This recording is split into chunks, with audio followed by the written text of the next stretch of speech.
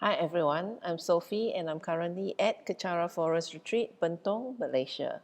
And today I'll be sharing from the book by Pastor David Lai, Tales My Lama Told Me.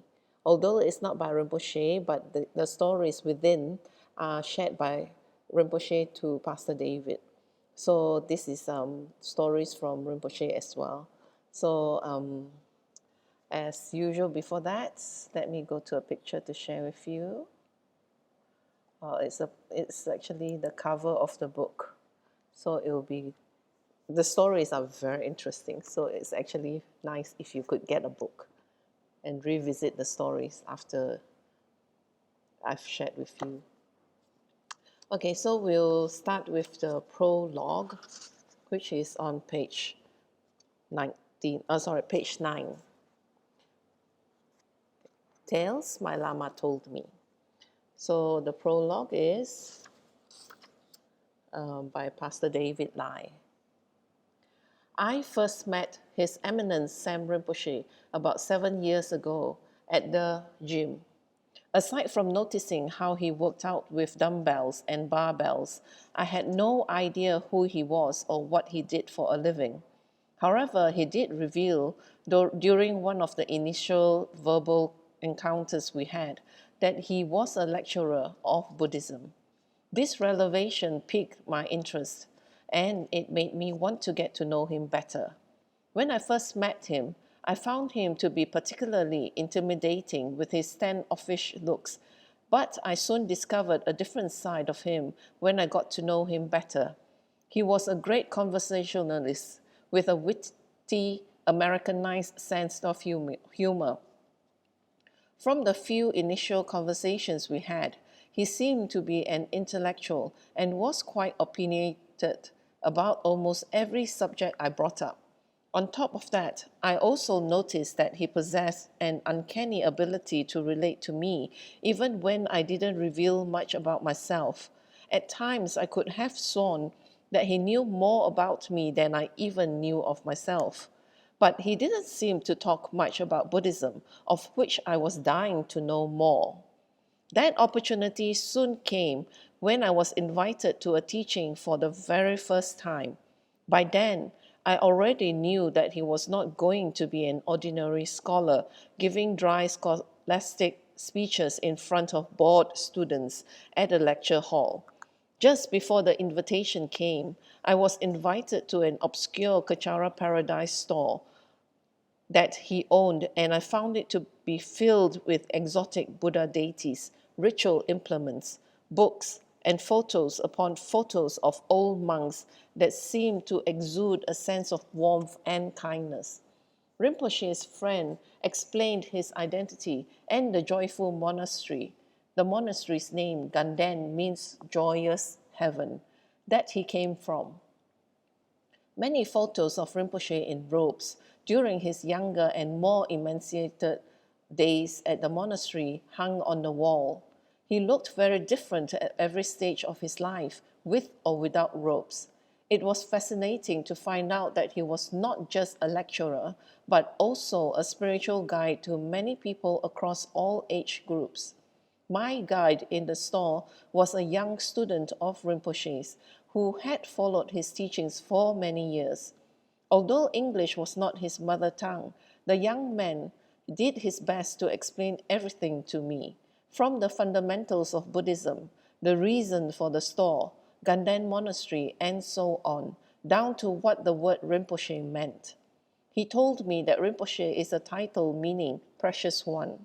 It is bestowed upon selected teachers, monk or lay people who had particular compassion, knowledge, and wisdom to teach the Dharma. Before this, I just knew Rinpoche as a person called Kai, which he told me meant ocean in Hawaiian. Now this oceanic man turned out to be a precious one. It was rather a lot of it to take in.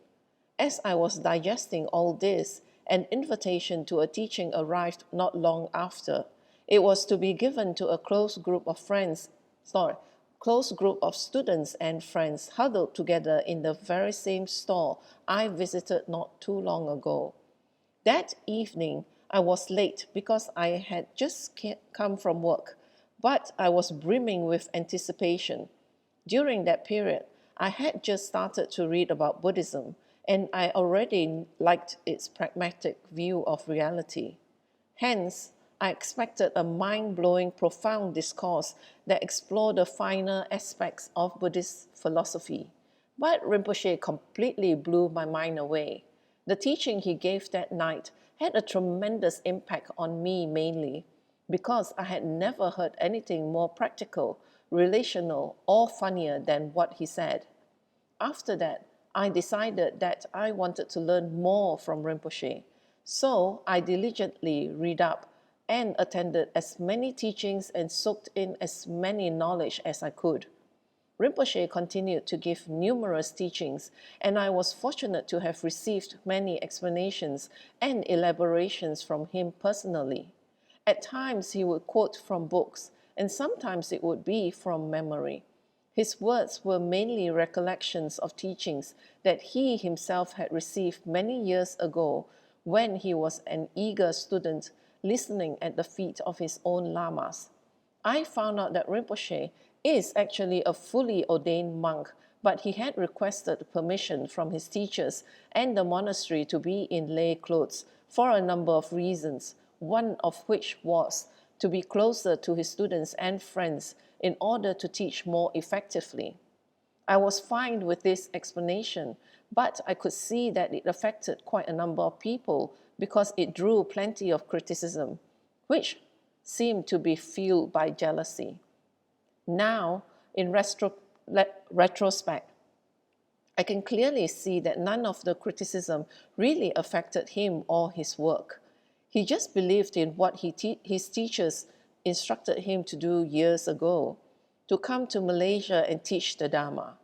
He is now gaining tremendous respect, not because he now wears robes again, but because his thoughts, words, and actions totally exemplify the Dharma, and his success has awed, inspired, and silenced many doubts. It wasn't long before Rinpoche, along with his students and friends, founded a Buddhist center called Kachara House. I am proud to be part of its history, especially because at that time, nobody realized how influential and powerful it would become. I was excited about it because I felt that Rinpoche would be giving even more teachings, and I was really looking forward to the experiences. I had always found Rinpoche's teachings to be fun and filled with laughter, intriguing and sometimes exciting, because he seemed to always defy expectations with what he was going to say or do. There is no other spiritual teacher quite like Rinpoche.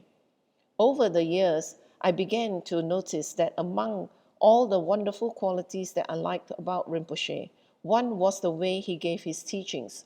His storytelling abilities, which seemed to highlight or emphasize a particular point, was what I liked the most. Though many wonderful stories he had told had enduringly stuck in my mind, evoking pleasant memories that I have come to associate with each particular teaching. Even in the early days, I heard quite a lot of these precious stories, and I seem to remember them better than the actual message embedded within these tales as explained by Rinpoche. I found that my retention of all these stories came in handy when I joined the organization many years ago. Rinpoche and some of his faithful students had started a chain of Dharma stores called Kachara Paradise. They were beautifully constructed retail stores that sold statues, malas, offering bowls, jewelry, and all manners of artifacts from the Himalayas. The stores appear outwardly commercial, but inwardly a wonderful place to express the Dharma to willing listeners off the street. Spiritual seekers that were eagerly waiting for their lives to be touched by Rinpoche's teachings. So, whenever I did my stints at the stores, I found great joy in relating Rinpoche's wonderful tales to these people. However, although many listened to and I hope enjoyed, my stories, not many were interested in buying what I had to offer at the store. Perhaps my story were mere empty words, or perhaps I was just not good at selling.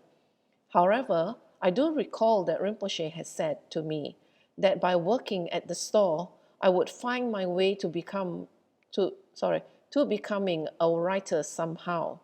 I thought at that time it was an ambiguous prediction, but somehow situations and circumstances did change, and the prediction came to pass. Although initially reluctant, I eventually found myself within the Kachara Media and Publications Department, being the one thing I didn't think I could be, a writer. In this department, I encountered these little story gems of Rinpoche's once again while working on direct transcripts of his teachings. I figured that since these stories are so irresistible to me, they would also appeal to many people out there. So I decided to compile them into a book to share them with you. I have chosen to present each story in a way that best reveals its subtle message of spirituality in accordance with Rinpoche's teachings. I also had to find a suitable chapter heading for each little story that would best encapsulate the spirit of Rinpoche's teaching when he related the tale. In the retelling of these stories, I have included some of the colloquial expressions, jokes, and teasing that so often characterize the delivery of Rinpoche's teachings. By doing so, I hope that you will enjoy them in the same way I did when I first heard them from Rinpoche. In editing and compiling these tales, it had not been possible to include every story I have heard from Rinpoche. Selecting the stories for this book was very difficult for me. I loved every single story that Rinpoche had told me, as every word spoken by Rinpoche in the telling of each tale is infused with wisdom, honesty, humor, passion, and pure genius. In the end, we, with the helpful editors and proofreaders, still had to edit some out so that the readers would receive the best stories that Rinpoche has ever told. Looking at them in their final form, I think the team has done an excellent job of preserving the message and intent of each one.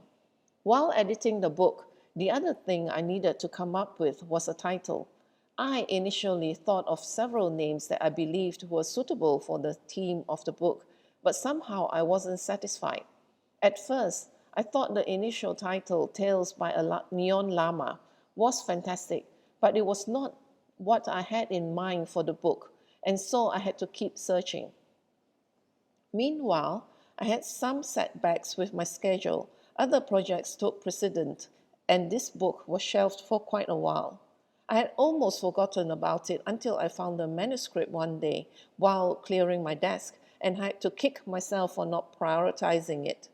I really think that the book has great potential in bringing insightful messages to the world through the simple medium of short stories. I looked again at my original uninspiring title and just knew that it had to be changed. It took me quite a while to come up with another name, but eventually I found its new title, Tales My Lama Told Me. In the great Buddhist tradition, developing compassion is praised as a method towards achieving an awakened mind. Hence, many teachings and meditational techniques have been developed to extend the natural love we have for our mothers to all beings, including those who have wronged us. Great masters, through powerful contemplative practices, achieved such an all-encompassing love. Hence, a very old tradition of hagiographies developed in the Buddhist tradition.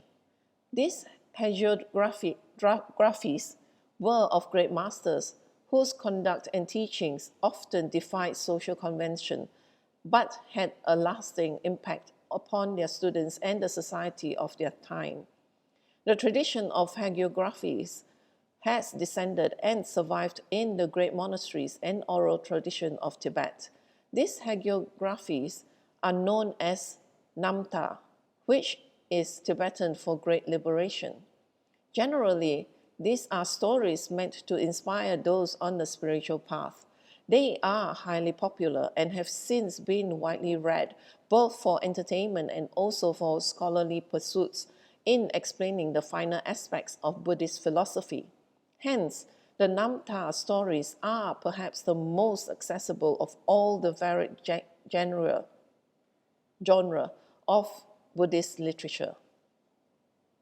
This is why Rinpoche has liberally sprinkled his own teachings with Namta stories, which made the subject matter of his teachings more accessible. The first part of this book comprises mainly traditional tales that have been told for generations in the monastery. These are mainly popular accounts of great Buddhist saints and their indomitable pursuits of enlightenment through sometimes magical, difficult, and awkward encounters with their spiritual guides. These popular tales are told with a particular sensitivity towards the modern listener, which make these stories more real and accessible within our contemporary world. The second part of the book consists of stories from Rinpoche's own experiences. These are very rare accounts of Rinpoche's heart-wrenching childhood, his years spent with his eminent teachers, and even a humorous account of how he came to Malaysia. These are incredible tales of struggle, heartaches, laughter, and the pursuit of spirituality that amazingly began in his childhood. The stories contained within this second part demystify many aspects of an incarnate Lama and provide new perspective as well as inspiration for would-be spiritual seekers everywhere. I look forward to sharing the stories in this book with you. They offer joy, laughter, tears, and inspiration. In this regard, I would like to reiterate that the main compelling influence for these stories is Rinpoche himself. Consequently, I have left many of Rinpoche's original works in this book, just as he conveyed them to me, rather than to distract the readers too much with my comments. I do hope that in reading these tales, you will be blessed with the same magic as I was when I first listened to them.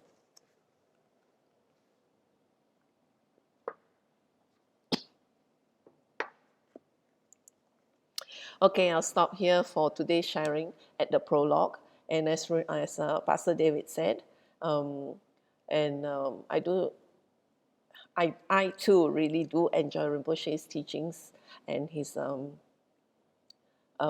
sharing of tales, which are actually examples of the Dharma teachings. So with that, do join me for my next session, and we'll go into the first story. It's very, very interesting. Okay, we'll end this. Sorry, I just choked. Anyway, we'll end this session with a completion dedication in Tibetan.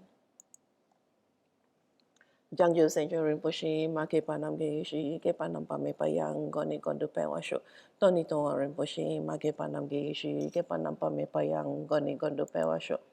Daso jini sapage wadi tanandro agona kapadang je pache suno santrapai tampingi porindu sa se sho kewa kuntu yanda lamada dromi choki palano chochi sadam nangi yote razone doji changi ngopanga tuso. Gewa din yododa lama sangyo droyone dro achike malupa de isala go pashu choki ga pusungapa josu nampa pewala keki sama siwadang tunki malu sawasho. Dadam senge dosenda drewe songi latene gewa losan trapai tampayo riva agu she ni modele zendele ni mingunyandele she ni sentatu dele pel concho songi jingilo concho songi ngotruso concho songi trasi sho jesu lama kuserap tingchi nam katrini chochu ke padang losam tempe dromi sapsongi droe munsatato ni gu she gangri rawe kowe shinkam den pendandewa malu gyo ni cheren se one ten singa so yi shape shire badu de gu she Home don't be ngọ trung malu pa đến đến đó là sao tu so có đàn đem pa long chọn nam ke pa so shik shuk ten sao. So thank you for sharing your time with me, and look forward to the next episode. Thank you.